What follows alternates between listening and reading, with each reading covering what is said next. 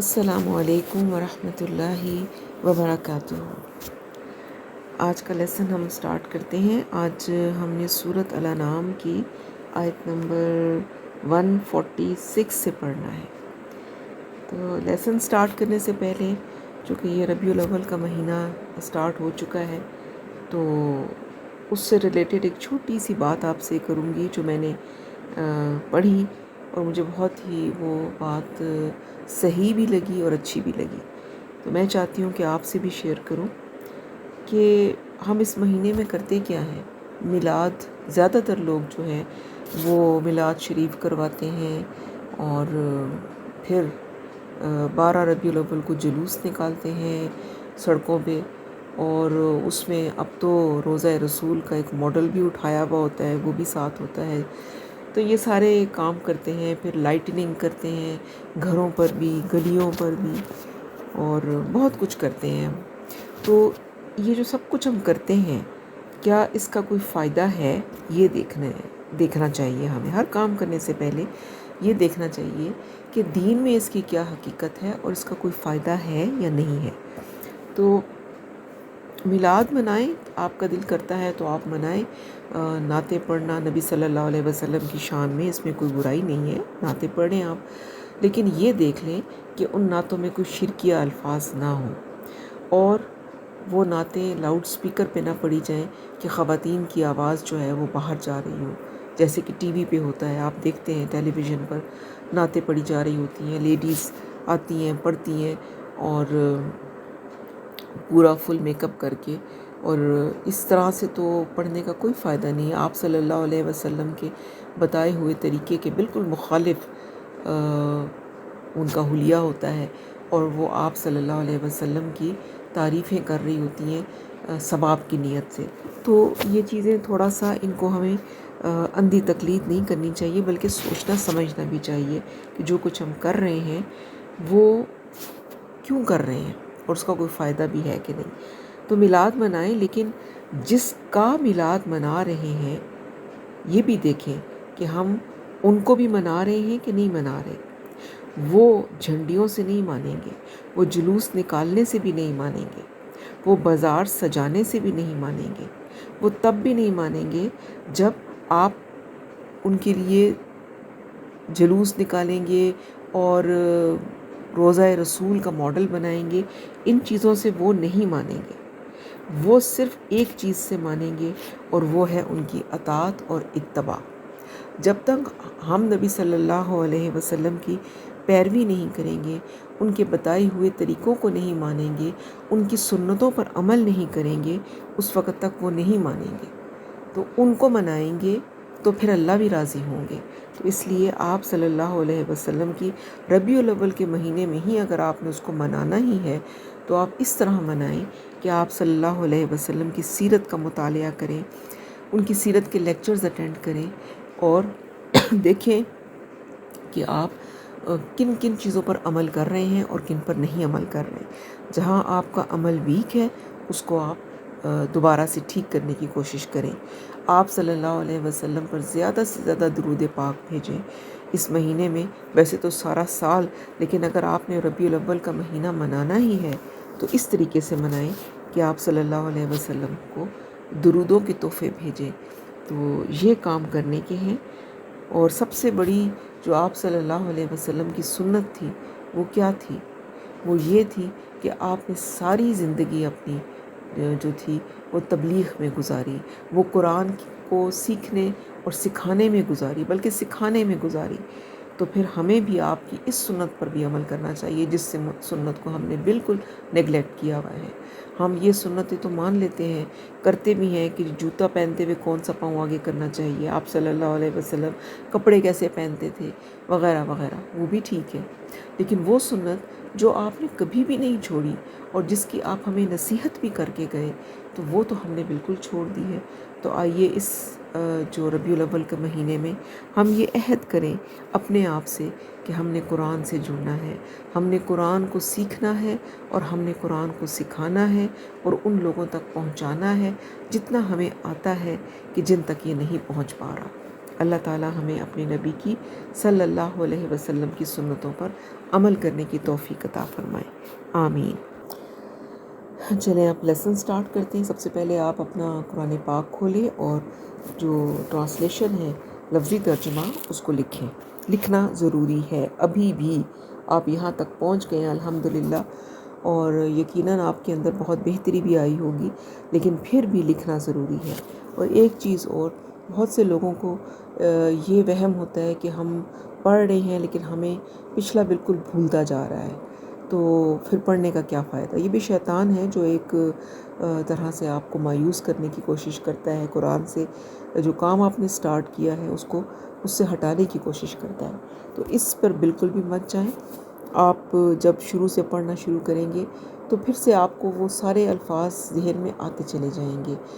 تو اس سے نہ گھبرائیں۔ آپ دیکھیں کہ جب ہمارے پیپرز ہوتے تھے، تو جب ہم ایگزامینیشن ہال میں جاتے تھے تو ہمیں لگتا تھا کہ ہمیں کچھ بھی نہیں آتا، جتنا ہم نے پڑھا ہے سب بھول گئے ہیں، لیکن جب پیپر سامنے آتا تھا تو آہستہ آہستہ سارے سوالوں کے جواب جو تھے وہ ہمارے مائنڈ میں آتے جاتے تھے۔ تو اسی طرح سے اس پہ بھی آپ کا یہی ہے کہ جب آپ کریں گی ایک ایک لفظ کو سمجھ کے تو آپ کر لیں گی، اور اگر آپ بھول بھی رہے ہیں تو کوئی ایسی بات نہیں ہے، آپ اس کو پڑھتے چلے جائیں، بھولیں گے تو پھر دوبارہ سے سٹارٹ کر لیں گے، وہ پھر سے پکا ہو جائے گا۔ تو جو کام پکڑا ہے آپ نے، اس سے آپ نے اس ڈر سے نہیں چھوڑنا کہ مجھے پچھلا تو یاد ہو نہیں رہا، تو فائدہ ہی کوئی نہیں ہے۔ فائدہ ہر حال میں ہے، آپ وقت قرآن کے ساتھ گزار رہے ہیں، اس کو پڑھنے کی، اس کو سیکھنے کی کوشش کر رہے ہیں، یہ کسی طرح سے بھی خسارے کا سودا نہیں ہے۔ چلیں جی، آیت نمبر نکالیں، سورۃ الانعام کی 146۔ وا اور، علی پر، الذین وہ لوگ جو، ہادو یہودی ہوئے، حرمنا حرم حرام کر دیا، نون زبر الف نا، ہم نے حرام کر دیا ہم نے، کلا ہر ایک، ذی ظفر ناخن والا جانور۔ زی آ گیا نا، اس کا مطلب ہم کرتے ہیں والا، ناخن والا جانور۔ و اور، من سے، البقری گائے، و اور، الغنمی بکری، حرمنا حرم حرام کر دیا، نہ ہم نے، علیہم علی پر، ہم ان پر، شحومہما شحوم چربیاں، ہما ان دونوں کی، یہ آپ کو یاد ہوگا، ہما دو کے لیے آتا ہے، مثنیٰ کے لیے، اور کن دونوں کی؟ گائے اور بکری، ان دونوں کی چربیاں حرام کر دی گئیں، الا سوائے، ما جو، حملت اٹھائی ہوئی ہو یا لگی ہوئی ہو، ظہورہما ظہور پیٹھ، ہما ان دونوں، یعنی وہ چربی جو ان دونوں کی پیٹھوں کے ساتھ لگی ہوئی ہو، او یا، الحوایا او الحوایا انتڑیاں، او یا، ما جو، اختلط جو کہ ملی ہوئی ہو، بعظم ہڈی سے، یعنی وہ چربی جو کہ ان کی پیٹھوں کے ساتھ جڑی ہوئی ہو یا انتڑیوں کے ساتھ، یا جو ہڈی کے ساتھ ملی ہوئی ہو، اس کے علاوہ جو چربیاں ہیں وہ حرام کر دی گئی، وہ نہیں حرام۔ ذالک یہ، جزیناہم، اس کے 3 پارٹس کریں، جزئی بدلہ دیا، نون پہ کھڑی زبر، ہم نے، ہم ان کو، یہ بدلہ دیا ہم نے ان کو، ببغیہم بغی کیا ہوتا ہے؟ بغی سرکشی، سرکشی ہم ان کی سرکشی کا، یعنی جو انہوں نے سرکشی کی اور غلط کام کیے، اس جو انہوں نے اپنی طرف سے اضافے کیے، اس کی سزا کے طور پر یہ سب کچھ اللہ کہتے ہیں ہم نے کیا۔ و اور انا، یہ دو نون ہیں، ان اور نا، ان یقیناً، اور پھر نون کے ساتھ الف ہم، اور یقیناً ہم، لصادقون، پھر یہ تاکید کا آ گیا لام تاکید، لا، یقیناً، صادقون، سچے ہیں۔ فَإِن، پس، ان اگر، کذبوکا، کذبو جھٹلائیں، اور کا آپ کو، پس اگر وہ جھٹلائیں آپ کو صلی اللہ علیہ وسلم، اللہ تعالیٰ آپ صلی اللہ علیہ وسلم سے مخاطب ہیں، وہ جھٹلائیں آپ کو، فَقُل، تو کل کہہ دے، ربکم، ربو رب، کم تمہارا، تمہارا رب، رحمتن، ذو رحمتن، رحمت والا ہے، پھر ذو یزی والا کے لیے آ جاتا ہے، ذو رحمتن، رحمت والا ہے، واسعتن، وسیع، یعنی تمہارا رب وسیع رحمت والا ہے۔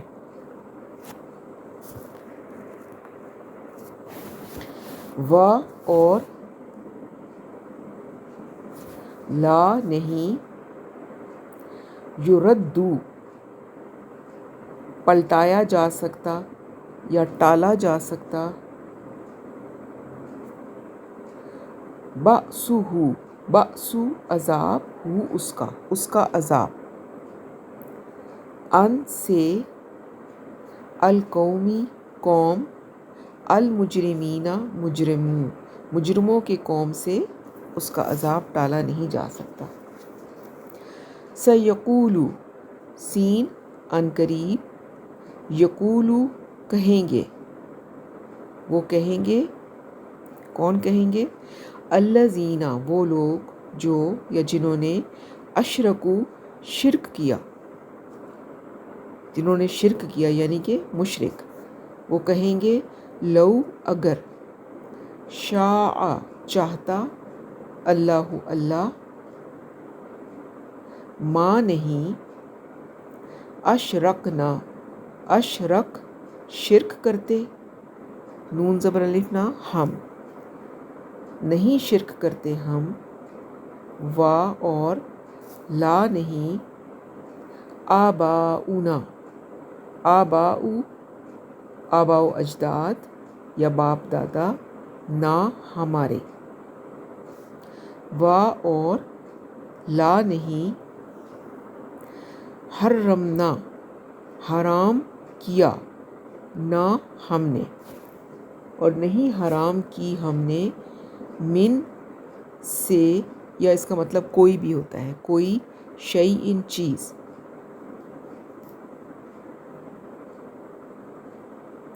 کذالک اسی طرح، کذب جھٹلایا، الذین وہ لوگ جو، من سے، قبلہم قبل پہلے، ہم ان سے جو ان سے پہلے تھے، اسی طرح انہوں نے بھی جھٹلایا، حتیٰ یہاں تک کہ، ذاقوا انہوں نے چکھا، بأسنا بأسا عذاب، نا ہمارا ہمارا عذاب، قل کہہ دیجئے، آپ صلی اللہ علیہ وسلم کو پھر مخاطب کر رہے ہیں اللہ، آپ کہہ دیجئے، حل کیا، عندکم عندہ پاس، کم تمہارے تمہارے پاس، من کوئی، علم علم ہے، کوئی علم ہے، کوئی یقینی بات ہے، فتخرجوہ، تو تخرجو نکالو، ہو اس کو، تو اس کو نکالو یا اس کو ظاہر کرو یا اس کو بتاؤ. لنا لام لیے اور نہ ہمارے لیے. ان نہیں، یہاں پر ان کا مطلب نہیں آئے گا، آگے آیت میں الا آ رہا ہے. ان نہیں، تتبعون شروع کا تا تم کے لیے ہے، مضارع کی علامت. تم تابعون، تم پیچھے چلتے ہو یا اتباع کرتے ہو. الا مگر. ظن گمان کا، ظن کا یعنی اپنے دماغ میں جو گمان ہے اس کے پیچھے چلتے ہو. و اور ان یہ کہ ان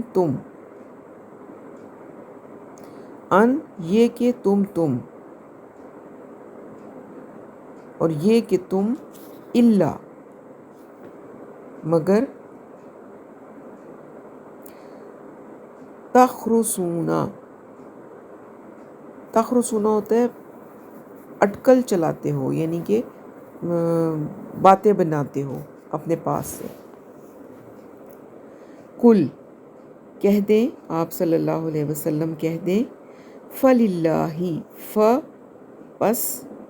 لام زیر لی کے لیے، اللہ فللہ پس اللہ کے لیے ہے. الحجت حجت، البالغۃ پوری.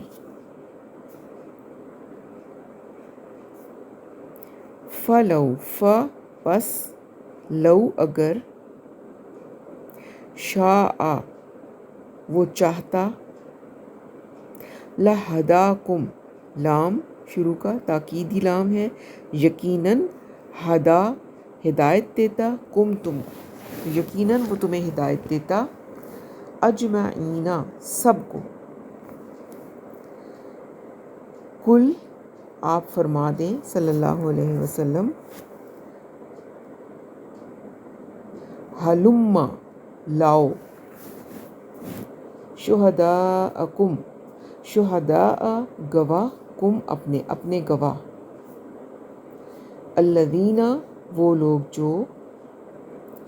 یشہدون وہ گواہی دیں، ان یہ کہ اللہ نے، حرم حرام کیا ہے، ھذا یہ یعنی یہ اللہ نے حرام کیا ہے، اس کی گواہی وہ دیں جو وہ بات کرتے ہیں.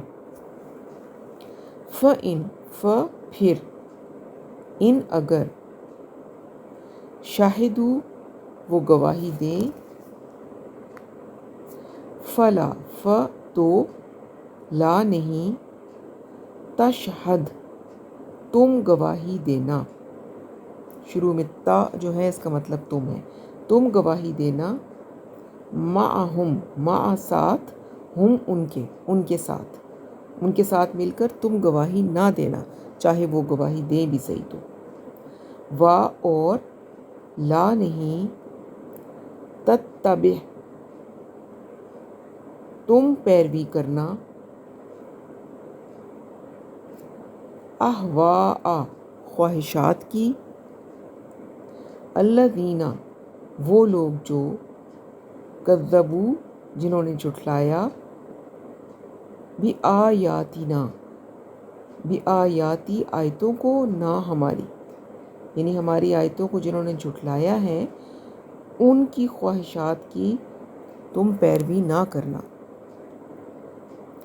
و اور الذین وہ لوگ جو، لا نہیں، یؤمنون ایمان لاتے ہیں، بالآخرتی آخرت پر، پر اور آخرت پر. و اور ہم وہ، بربی رب، ہم اپنے رب کا،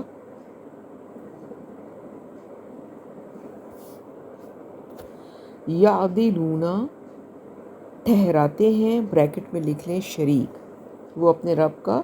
دوسرے معبودوں کو، باطل معبودوں کو شریک ٹھہراتے ہیں۔ بس یہیں تک ہم آج کریں گے۔ اب جو ہم نے پڑھا ہے اس کی تھوڑی سی ڈیٹیل آپ کو بتا دوں تاکہ آپ کو آیتوں کی صحیح طور پہ سمجھ آ جائے۔ میں پھر ایک دفعہ ریپیٹ کروں گی کہ جو بھی اس کی ڈیٹیل میں مائنیوٹ سی بھی بتاتی ہوں وہ اپنے اندازے سے نہیں بتاتی، اپنی مرضی سے نہیں بتاتی، مختلف مستند تفاسیر کی جو بکس ہیں ان کو اسٹڈی کر کے ان میں سے بتاتی ہوں، بلکہ میری کوشش یہ ہوتی ہے کہ میرے الفاظ بھی نہ ہوں، وہی الفاظ میں آپ کو بتاؤں تاکہ کوئی غلطی نہ ہو، کیونکہ میں کوئی عالم نہیں ہوں، ایک عام سا بندہ ہوں، کوئی اوقات نہیں ہے میری، بس ایک اللہ تعالیٰ کی شکر گزار ہوں کہ اس نے اپنا یہ کام مجھ سے لیا ہے، اور اللہ تعالیٰ اس کام کے لیے ہمیشہ چنے رکھے۔ اچھا جی،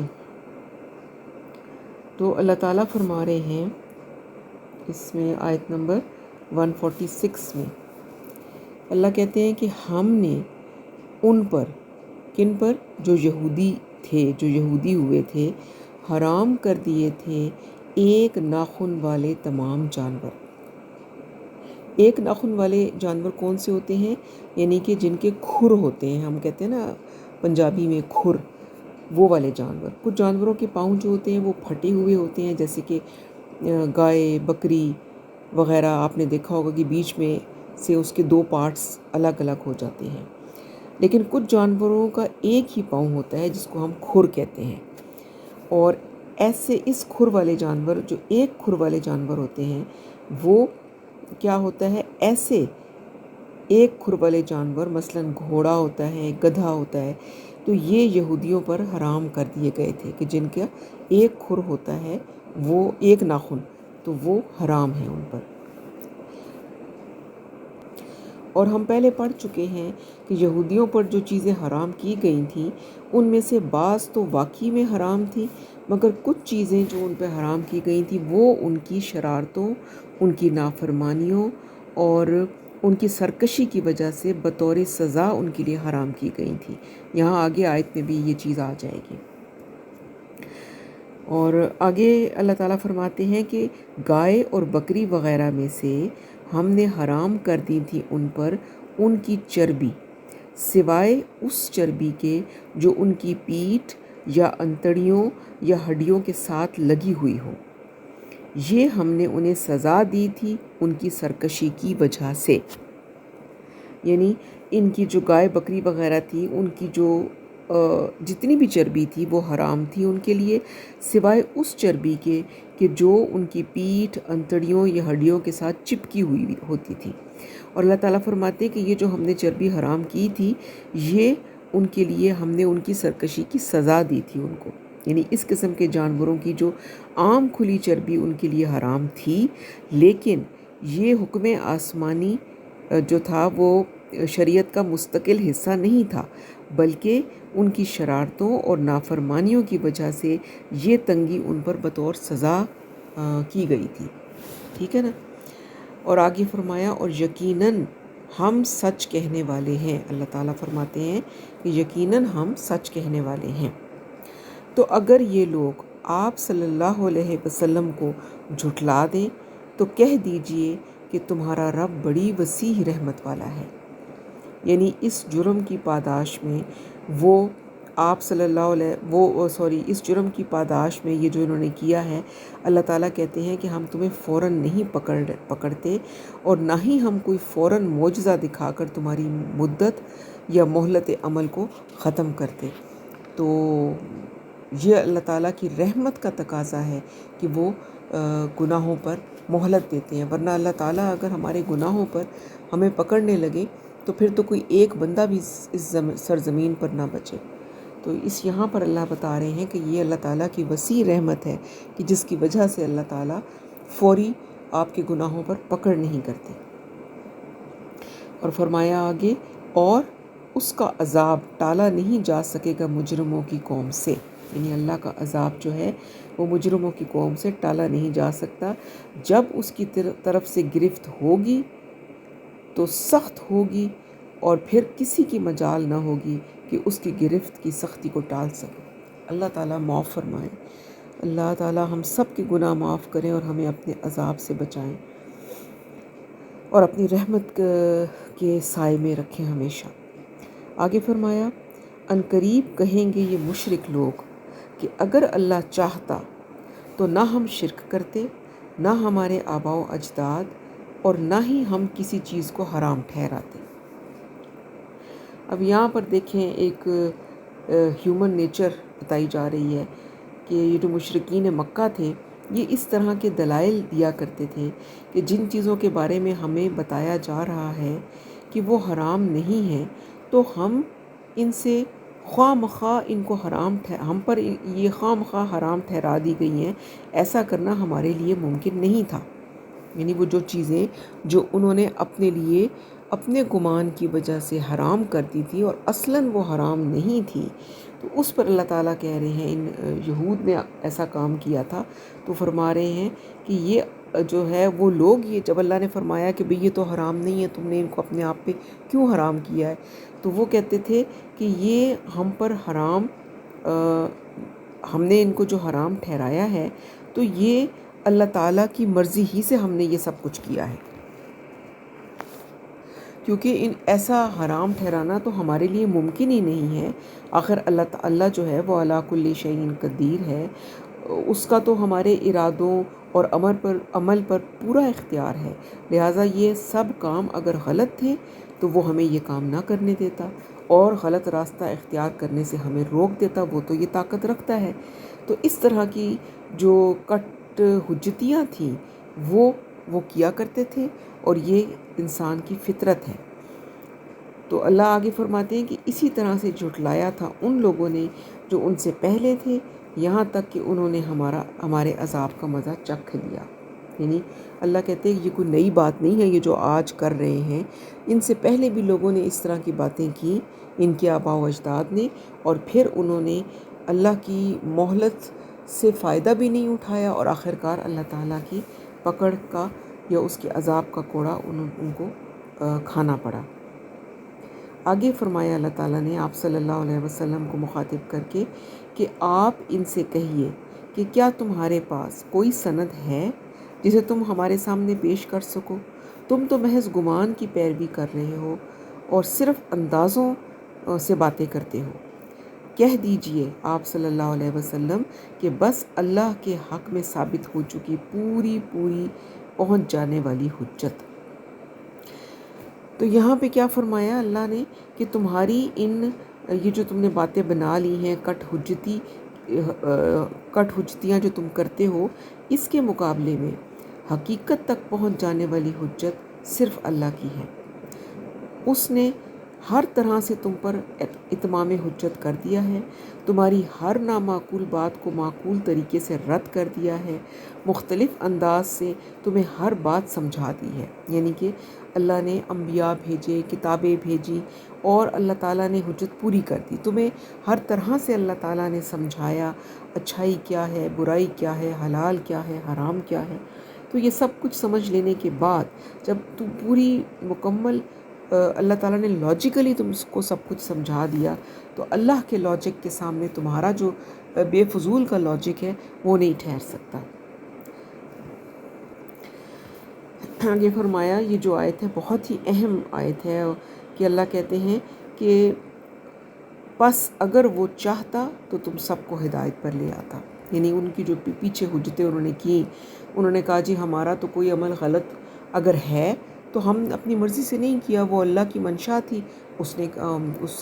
نے ہم سے کروایا، اگر وہ چاہتا تو ہمیں روک لیتا۔ تو اس کے جواب میں اللہ تعالیٰ کہتے ہیں کہ اگر اللہ چاہتا تو تم سب کو ہدایت پر لے آتا، تم کو غلط کام کرتے ہی نہ۔ اگر اللہ کے پیش نظر سب کو نیک بنانا مقصود ہوتا تو ایک آن میں اللہ تعالیٰ تم سب کو ابو بکر صدیق جیسا نیک بنا دیتا، لیکن اللہ تعالیٰ نے دنیا کا جو معاملہ ہے وہ عمل اور اختیار کے تحت رکھا ہے۔ اللہ تعالیٰ نے دو راستے دکھا دیے اپنے انبیاء اور اپنی کتابوں کے ذریعے، ایک نیکی کا اور ایک بدی کا، دونوں منزلیں بھی بتا دیں، ایک جہنم اور ایک جنت، لیکن اب انسان کو اختیار دیا کہ تمہاری مرضی ہے تم نیکی کے راستے پہ چلو اور جنت کو پالو، تمہاری مرضی ہے تم بدی کے راستے پہ چلو اور جہنم کی آگ تمہارا مقدر بن جائے۔ تو یہاں پر اللہ تعالیٰ نے انسان کو اختیار کچھ تھوڑا سا دیا ہے، مکمل اختیار انسان کے پاس نہیں ہے۔ اس کو اپنی تقدیر پر اس کا کوئی اختیار نہیں ہے، اس کو اپنی زندگی موت پر کوئی اختیار نہیں ہے، اپنے رزق پر کوئی اختیار نہیں ہے، لیکن یہاں پر اللہ نے اتنا اختیار اس کو دیا ہے کہ وہ چوز کر لے راستہ اپنی مرضی سے۔ اور پھر بھی اللہ تعالیٰ نے اس چوائس سے پہلے انبیاء اور اپنی کتابوں کے ذریعے وہ ساری باتیں اس کو بتا دی کہ دونوں راستے کیسے ہیں اور ان پر چلنے سے تم کہاں پہنچو گے۔ تو یہ اختیار اللہ تعالیٰ نے انسان کو دیا، جیسا کہ سورۃ ملک میں بھی اللہ تعالیٰ نے فرمایا نا کہ خلق الموت والحیات لیبلوکم ایکم احسن عملا، کہ اللہ نے موت کو اور حیات کو پیدا ہی اسی لیے کیا ہے کہ تمہیں آزمائے اور جانچے کہ تم میں سے کون ہے جو نیک عمل اختیار کرتا ہے۔ آگے آیت نمبر 150 میں اللہ فرماتے ہیں کہ کہہ دیجئے لاؤ تو صحیح اپنی وہ گواہ جو یہ گواہی دے سکیں کہ اللہ نے ان چیزوں کو حرام کیا ہے۔ یعنی یہ جو پیچھے چیزیں جو انہوں نے اپنی مرضی سے حرام کر لی تھیں اور پھر وہ کہتے تھے کہ اگر اللہ چاہتے تو ہم یہ حرام نہ کرتے، تو اللہ تعالیٰ فرماتے ہیں آپ صلی اللہ علیہ وسلم سے کہ ان کو کہیے کہ اس جو بات پہ جو یہ کر رہے ہیں کوئی گواہ تو لے کے آئے۔ کیا تمہارے پاس کوئی کتاب یا کوئی علمی سند موجود ہے جسے تم اپنے موقف کے حق میں بطور گواہی پیش کر سکو؟ اور اس طرح کی کوئی ٹھوس شہادت ہے تمہارے پاس جو ہمارے سامنے پیش کرو؟ اور فرمایا اگر یہ لوگ گواہی دے بھی دیں تو آپ صلی اللہ علیہ وسلم ان کے ساتھ گواہی مت دیجیے گا، اور مت پیروی کریں ان لوگوں کی خواہشات کی جنہوں نے ہماری آیات کو جھٹلا دیا ہے اور جو آخرت پر ایمان نہیں رکھتے، اور وہی ہیں جو دوسروں کو اپنے رب کے برابر ٹھہراتے ہیں۔ تو یہاں پر ہمیں بھی اللہ مخاطب کرتے ہیں، یعنی آپ صلی اللہ علیہ وسلم کے تھرو،